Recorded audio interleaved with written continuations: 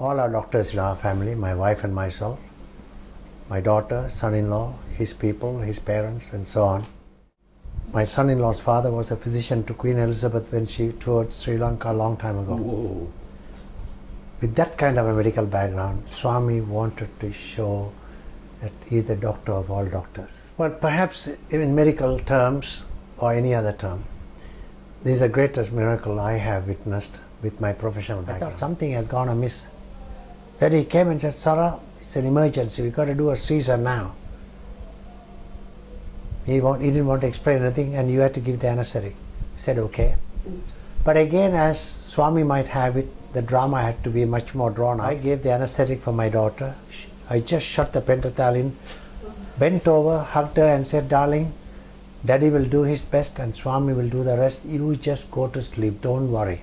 So it took me altogether 4 minutes before I could hook my daughter onto a ventilator, have hands free to go and see the baby. Of course, confirmation of no heartbeat was electronically made by a fetal tachograph and a midwife and obstetrician listening through the fetal stethoscope. Now 40 minutes later or 45 minutes later, a dead baby is delivered. Now 2 minutes it takes for me to go to confirm. I put my stethoscope, the color is bluish grey, no movement, like a dead big rat. With my neonatal pediatric background, I thought I will do whatever little I can. I knew from word go, it was only a mere ritual. I poked my head out of the operating theatre, called for my wife, and I said, go and tell mommy to send a SOS to Baba. There is nothing we can do. The baby is still like a dead wood or a little corpse. No movement at all, never opened the eyes.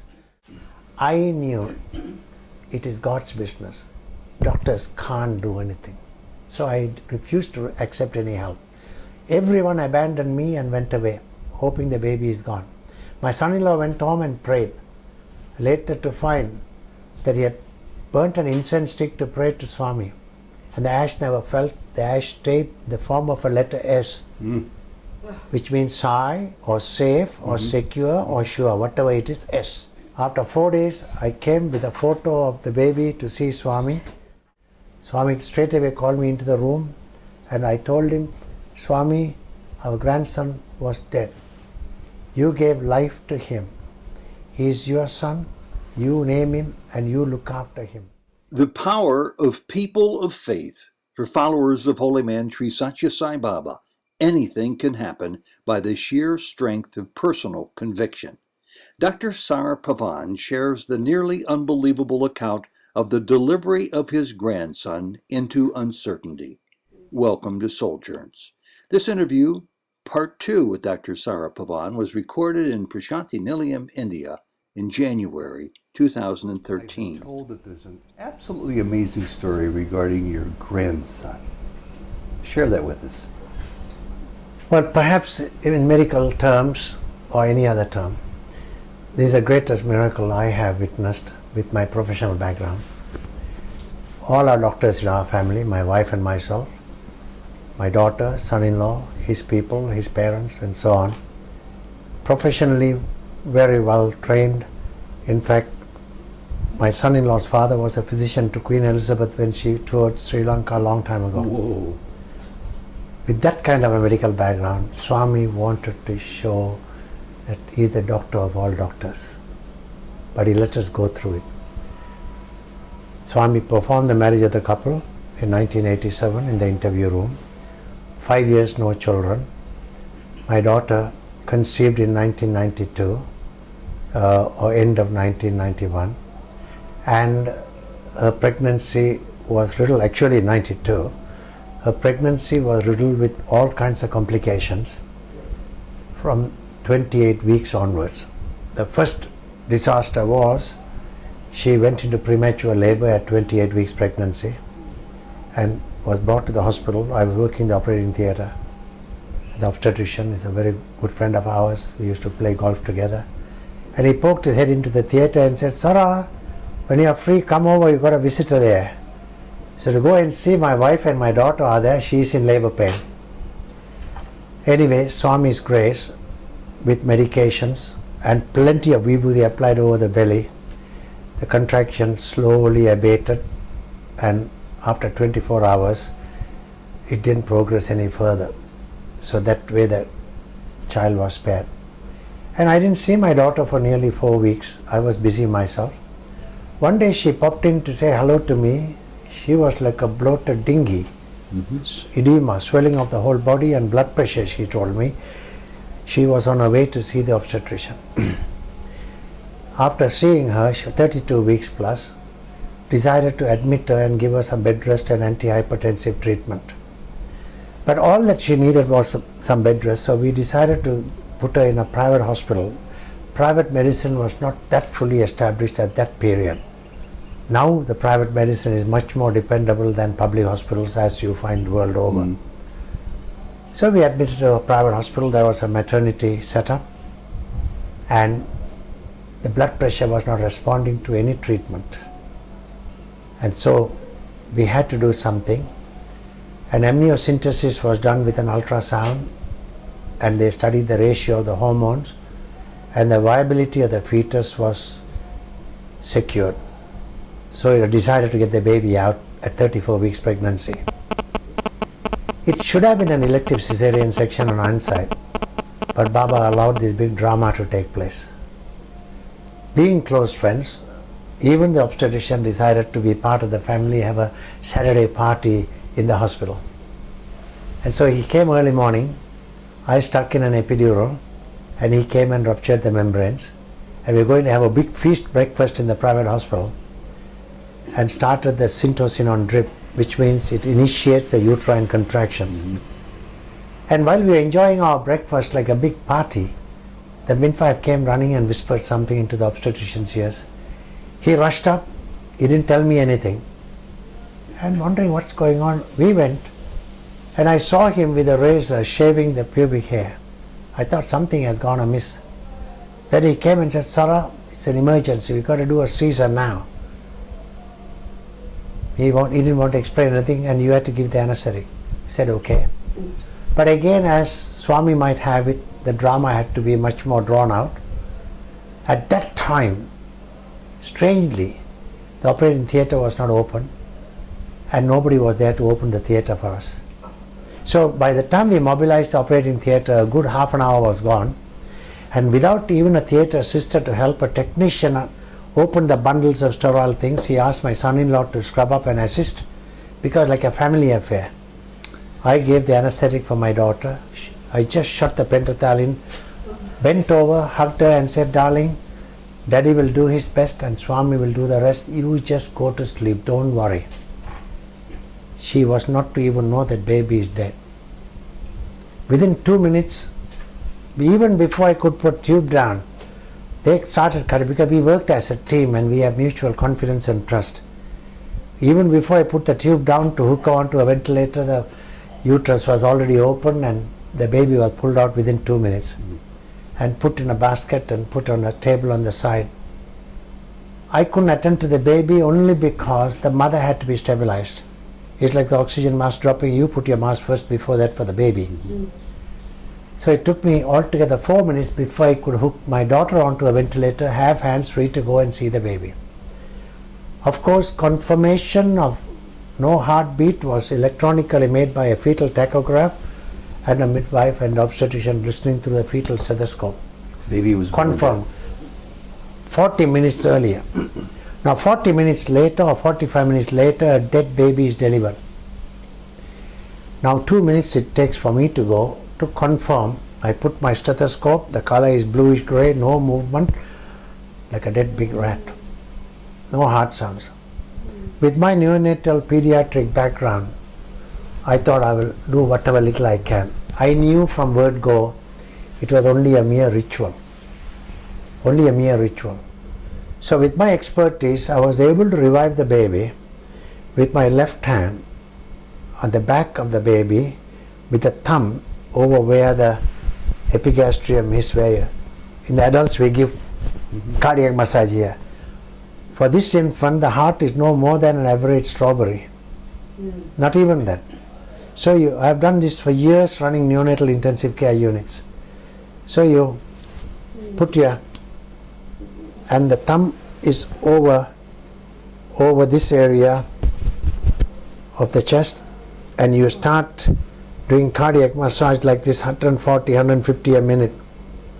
That's So I was able to- cardiac massage on the wrist of the baby, of the infant. No. I'm giving the baby's chest. The baby's chest is the size of this wrist. I see. Yes, very tiny in the heart. I'm only demonstrating how I did it.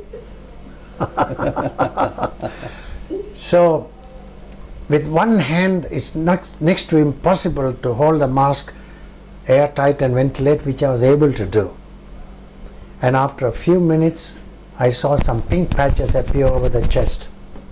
But I was not carried away, because mind you, you can kickstart a heart that has ceased beating. We do that all the night in neonatal intensive care units.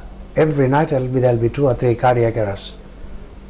But a brain that has not had circulation for more than 5 minutes is a permanent brain damage. So you can't restart the brain, but you may restart the heart. But I still did it as a ritual, a camouflage, just to please people around, including my son-in-law, who is a physician. He's a top physician now. My wife is a doctor pediatrician too. Now, Swami, loud and clear as my inner voice, I could hear these words. What are you trying to do? Create a monster in the house? Let go. Monster means a brain dead baby. So I abandoned the whole thing. I was not going to do a thing. I poked my head out of the operating theatre, called for my wife. My younger daughter came from Melbourne just for this, and I said, go and tell Mummy to send a SOS to Baba. There is nothing we can do. And I went in. From that moment onwards, I was not interested to do anything. But before that, because the heart was, the patch of pink was there, I listened to the heart. It was beating at 60 a minute. A neonatal heart must beat at 140 to 150 a minute. And I know as a neonatal anesthesiologist, this is only a matter of few seconds or minutes before it will stop. But strange, the heart never stopped beating. The baby is still like a dead wood or a little corpse. No movement at all, never opened the eyes. Only bluish grey. And a little patch of pink will appear and disappear. The breathing itself was fickle. It will stop for a while, then have 2 little breaths and then go on. This went on and on and on. Even the brand new crib wouldn't work properly. Even the matron didn't know how to get it working. It's a new private hospital. Pediatrician comes. And after examining and listening to my story, he knew there was no chance. But because he's a colleague and a friend, he said, Sara, what do you want me to do? He didn't want actually anything done because the other hospital will be laughing at us. So I said, this baby is on the lap of God. Thank you, John, for coming. Pray for us. And he left. The whole day went. Now the midwife or the nurse, some new age type, came and approached me and said, can you put an infant feeding tube down the nose? At least we'll do some bonding, extract some milk from the mother using vacuum, using a 2 milliliter syringe every 2 hours. No intravenous drips, no cannulation, no umbilical vein cannulation, no high-tech thing. Right into the stomach. That is all done in big high-tech places. I knew it is God's business. Doctors can't do anything. So I refused to accept any help. Everyone abandoned me and went away, hoping the baby is gone. My son-in-law went home and prayed, later to find that he had burnt an incense stick to pray to Swami. And the ash never fell. The ash stayed in the form of a letter S, which means Sai or safe or secure or sure, whatever it is, S. The ash was still there for days in the form of an S. I put the tube and I went away. And I expected a phone call any time from the hospital. My daughter was bombed out because they said she can't take the strain. Sedate her heavily. She was heavily sedated for the first 24 hours. Next morning I go. This is exactly about 19 or 20 hours since the cesarean. And the midwife comes, the nurse comes to me and says, something happened, please don't blame me. This feeding tube has disappeared. I knew Swami always like the mark of Z. Wherever Z goes, there is a Z on the wall. So I straight away said, this baby is in God's hands, not yours and mine, sister, so don't worry. I won't be putting that tube again. Why don't you take the buck to the baby, to the mother's breast and see what happens? Literally a dead baby, taken to the mother's bosom. And as the face was applied against the breast, he moved his head instantly, grabbed the nipple and started sucking milk straight from the mother's breast. And while on the breast, he started moving his limbs for the first time.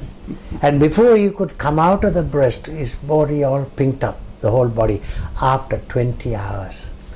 Absolutely. And the only example I can give is your battery is dead, your automatic car, you can't push and get the gear to start the car, you call your neighbor to come park opposite you, put a jumper lead, while the engine is on, you start your car, you can start.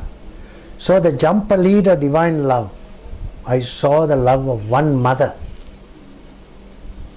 The grandfather had handled the baby so much, nothing happened. The love of one mother started the heart. Never turned a hair. We brought a CD player to the hospital with Swami's own voice chanting Gayatri Mantra round the clock, put it into a loop. For nearly 6 months he was embraced by the sound of Swami chanting Gayatri Mantra. After 4 days I came with a photo of the baby to see Swami. I had to accept the hospital appointment. That's another story of a big drama. Swami straight away called me into the room and I told him, Swami, our grandson was dead. You gave life to him. He is your son. You name him and you look after him. He said, yes, that's my duty. And he named him and wrote the name on the back of the photo, Sai Aditya, and asked me, do you know the meaning? I said, yes, Swami. Aditya means sun. He said, he will bring light and warmth into the family. Just the sun. And that is our grandson, born on the 19th of September 1992. Do you have a photograph of him Now here? this fellow, this is when he was a 6-month-old baby.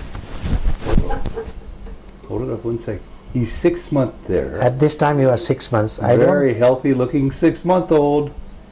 Very good. And I have another small one here. I don't have that many. that's okay, I can get it here. This is the time when he wanted to come and live with Baba and study here. He was miserable in Australia. Hold it steady for a second.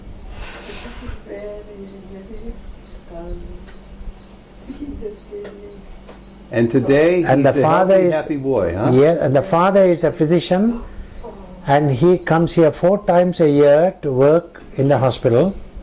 But I don't And think you can take much of that. the son, Hold that very, very steady. This is no, your, this is not a good but I picture. can take it. I can take it. This is he and his Hold it wife. very, No, I very, can very give you. I'll send it by email. You can, but I want to take this while I have it. That's Swami talking And to your him grandson. talking to him.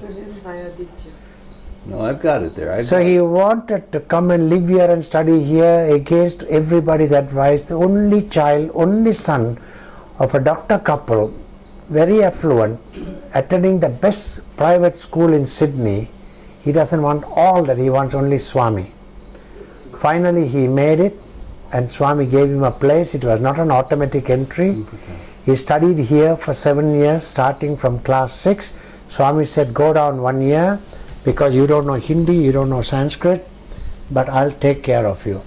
Within a few years he was the topper in the class, and when it came to year 10 exam, he topped the list in the district, for which he was felicitated by the counterparts of NASA in Sriharikota, because they were trying to groom intelligent boys to get into science and space.